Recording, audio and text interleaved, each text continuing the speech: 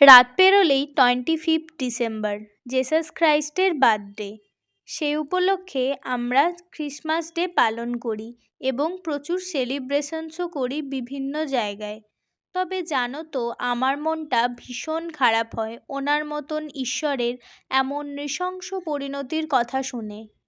যাই হোক, Christmas day উপলক্ষে আমরা সকলে তো কেকস খেয়েই থাকি।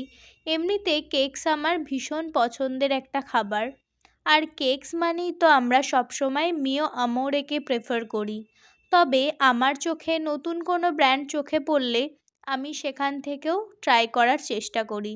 যেমন আমার ক্রিসমাস কেকটা আমি আমাদের পিজির একদম কাছেই এই পাউপিকা থেকে ট্রাই করেছিলাম। প্রথমেই ভিতরে ঢুকতে আমার ক্রিসমাস ট্রিটা চোখে পড়ল, যেটা দেখে ভীষণ ভালো লাগলো। খুব সুন্দরভাবে ওটা ডেকোরেশনও করা ছিল। ভিতরে ঢুকেই দেখলাম এখানে বিভিন্ন ফ্লেভারের কেকস আছে। তার মধ্যে আছে চকলেট ফ্লেভার, আছে স্ট্রবেরি, 2 টায়ার কেকসও ছিল, 1 টায়ার কেকসও ছিল।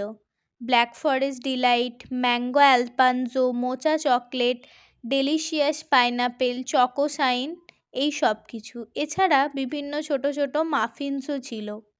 এখানে ক্রিম দেওয়া কেকও যেমন ছিল, উইদাউট ক্রিমেরও কেক ছিল। ছোট বার্গার, পিৎজা এসবও ছিল।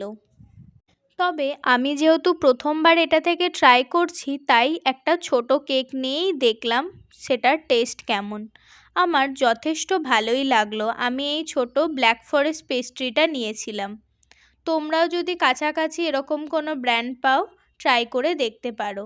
তবে মিও আমরের থেকে এটার প্রাইস যথেষ্টই কম। মিও আমরেতে যে কেকটা তোমরা 500 থেকে 1000 টাকায় পাবে, এখানে সেটা তোমরা 300-350 টাকায় পেয়ে যাবে।